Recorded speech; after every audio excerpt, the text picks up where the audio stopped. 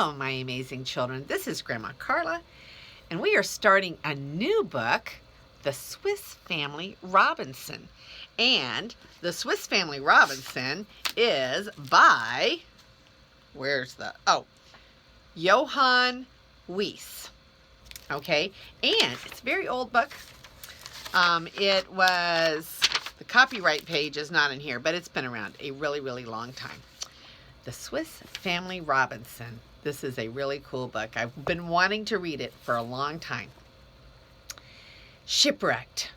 Faced with the problem of survival, the Robinson family resourcefully learns to make use of all manners. This is an intro, okay? Of all manner of flora and fauna contained on the island on which they are marooned. The wreck itself proves to be a lucky find. The father, mother, and 4 boys explore the wondrous island until they find a site and build their ingenious treehouse. With the passing years, memories of their European home fade, and the Robinsons learn to love their island home, which they name New Switzerland. Dwelling comfortably, the Swiss family never realizes how meaningful their island has become, or how deep their roots have penetrated, until one day a ship anchors offshore and offers them the chance to return to civilization. A perfect desert island story, an ideal family adventure, this chronicle has entertained millions of readers. So that's the intro to the book we're going to read. Chapter 1. Shipwrecked and alone. For many days we have been tempest-tossed. 6 times have the darkness closed over a wild and terrific scene, and returned light as often brought but renewed distress, for the raging storm increased in fury until on the 7th day all hope was lost. We were driven completely out of our course. No conjecture could be formed as to our whereabouts. The crew had lost heart and were utterly exhausted by incessant labor. The riven mast had gone by the board. Leaks had been sprung in every direction, and the water which rushed in gained upon us rapidly. Instead of reckless oaths, the seamen now uttered frantic cries to God for mercy, mingled with strange and often ludicrous vows to be performed should deliverance be granted. Every man on board alternately commended his soul to his Creator and strove to bethink himself of some means of saving his life. My heart sank as I looked round upon my family in the midst of these horrors. Our 4 young sons were overpowered by terror. "Dear children," said I, "if the Lord will, he can save us even from this fearful peril. If not, let us calmly yield our lives into his hand and think of the joy and blessedness of finding ourselves forever and ever united in that happy home above." Okay, so that's a daddy of faith, isn't it? All right. He is scared. Everybody is scared for their life. The ship is going down. What does it say here? It says the incessant labor, the crew is just working full time, but they're taking on water. Okay, it says that the leaks have been sprung in every direction and the water has rushed in. So the boat is taking on water. And now the crew, the seamen who are sailors and sometimes don't talk very nicely, they're no longer even saying ugly words. They are on their knees praying before God that he would save them. Okay, and then this daddy is on the boat and he's looking at his 4 sons and his family, and he's trying to comfort them that maybe they're going to go home and be with Jesus if they're not saved. Wow. Okay. At these words, my weeping wife looked bravely up, and as the boys clustered around her, she began to cheer and encourage them with calm and loving words. I rejoiced to see her fortitude, though my heart was ready to break as I gazed on my dear ones. We knelt down together, one after another, praying with deep earnestness and emotion. Fritz, in particular, besought help and deliverance for his dear parents and brothers as though quite forgetting himself. Our hearts were soothed by the never-failing comfort of childlike, confiding prayer, and the horror of our situation seemed less overwhelming. Ah, thought I, the Lord will hear our prayer. He will help us. Amid the roar of the thundering waves, I suddenly heard the cry of "Land! Land!" while at the same instant the ship struck with a frightful shock, which threw everyone to the deck and seemed to threaten her immediate destruction. Dreadful sounds betokened the breaking up of the ship, and the roaring waters poured in on all sides. Then the voice of the captain was heard above the tumult, shouting, "Lower away the boats! We are lost!" "Lost!" I exclaimed, and the word went like a dagger to my heart. But seeing my children's terror renewed, I composed myself, calling out cheerfully, "Take courage, my boys! We are all above water yet. There is land not far off. Let us do our best to reach it. You know God helps those who help themselves." With that, I left them and went on deck. With what was my horror when, through the foam and the spray, I beheld the only remaining boat leave the ship. The last of the seamen spring into her and push off. Regardless of my cries and entreaties that we might be allowed to share their slender chance of preserving their lives, my voice was drowned in the howling of the blast, and even had the crew wished it, the return of the boat was impossible. So what's happened? All of the crew of the ship has left the passengers. The man and his wife and the 4 boys are left on the sinking ship, and everybody has taken the lifeboats and left them alone. Casting my eyes despairingly around, I became gradually aware that our position was by no means hopeless, inasmuch as the stern of the ship, containing our cabin, was jammed between 2 high rocks, and was partly raised from among the breakers, which dashed the forepart to pieces.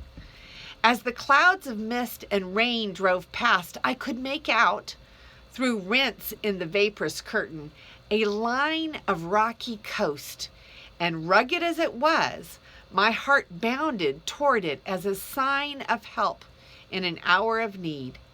Yet the sense of our lonely and forsaken condition weighed heavily upon me as I returned to my family, constraining myself to say with a smile, "Courage, dear ones.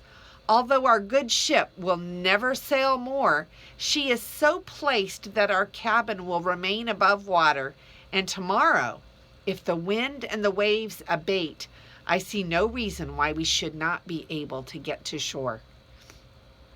These few words had an immediate effect on the spirits of my children, who at once regarded our problematical chance of escaping as a happy certainty, and began to enjoy the relief from the violent pitching and rolling of the vessel.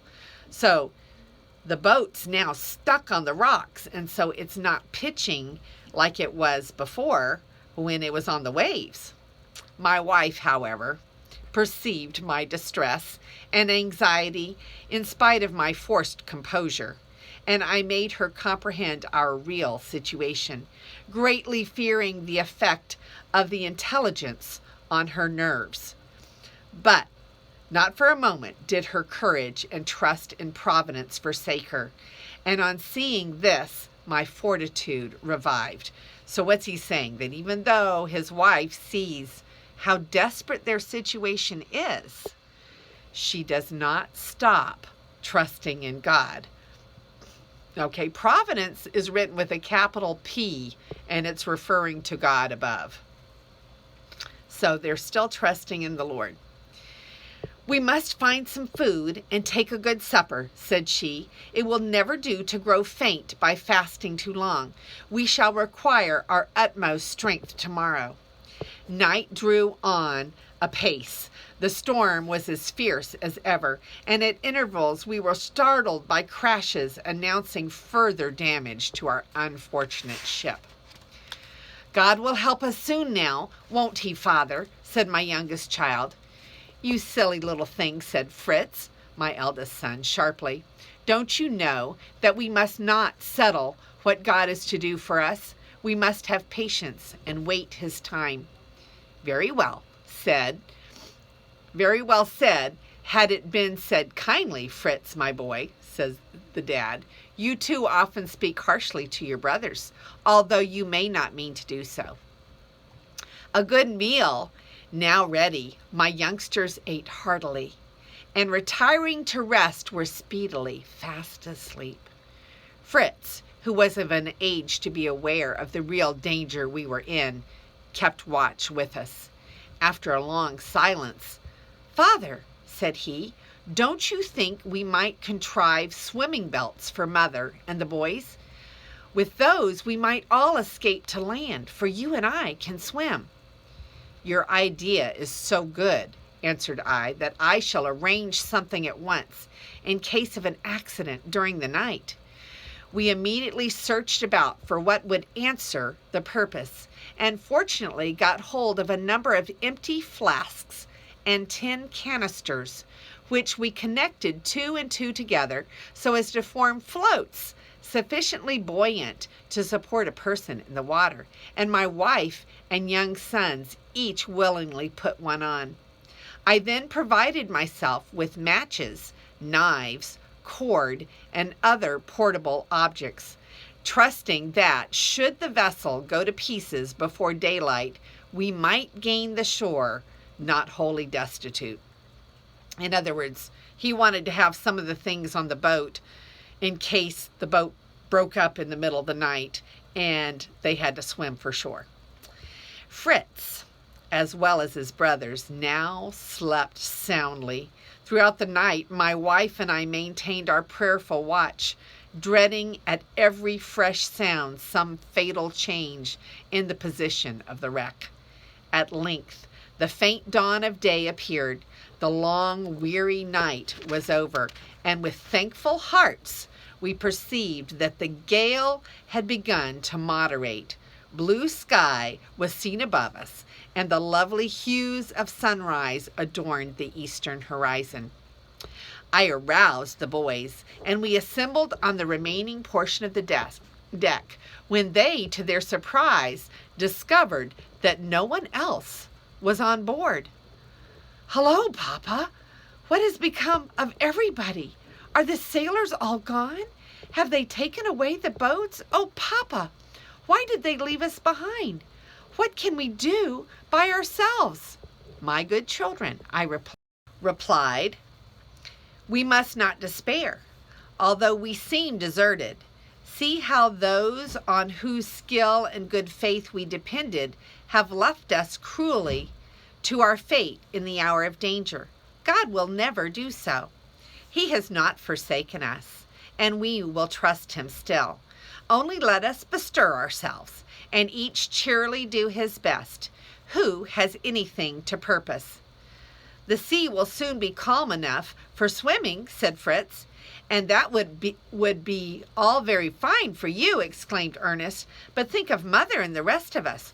Why not build a raft and all get on shore together?" "We should find it difficult, I think, to make a raft that would carry us safe to shore. However, we must contrive something, and first let each try to procure what will be of most use to us." So they're going to go around the ship seeking for things that they can use for a raft.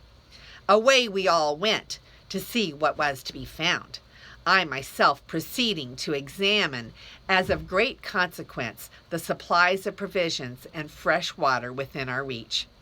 My wife took our youngest son, France, to help her to feed the unfortunate animals on board, who were in a pitiful plight, having been neglected for several days. Fritz hastened to the arms chest, Ernest to look for tools, and Jack went towards the captain's cabin, the door of which he no longer opened than he had no sooner opened than out sprang two splendid large dogs, who testified their extreme delight and gratitude by such tremendous bounds that they knocked their deliverer completely head over heels, frightening him nearly out of his wits. Jack did not long yield to either fear nor anger. He presently recovered himself. The dogs seemed to ask pardon by vehemently licking his face and hands, and so seizing the larger by the ears, he jumped on his back, and to my great amusement coolly rode to meet me as I came up the hatchway. So these must be some mighty big dogs if the little boy could ride on their back. When we assembled in the cabin, we all displayed our treasures. Okay, so we're going to stop there because this chapter is quite long. But let's talk about where they are, because this is some pretty old language. Like I said, this is a very famous and very old book, but it's a very good book. Okay, so they've all gone searching all by themselves on the boat. They've all gone searching to see what they can find to help them get to shore. And so one of the boys went to the mom, and the youngest boy went to take care of all the animals that were on board that were stuck. And then Fritz went to the arms chest. So that would be where the weapons would be, right? And Ernest went to the tool chest. He went to look for tools. And Jack went to the captain's cabin. Now, he wasn't looking for dogs, but that's what he found, locked in the captain's cabin. And then they all came back, and now they're going to tell us what they have gathered from their hunt for supplies. And that's all we're going to read today of this book, but it's already exciting, and it's going to get much more exciting as we go along. And this is Grandma Carla, and I love you.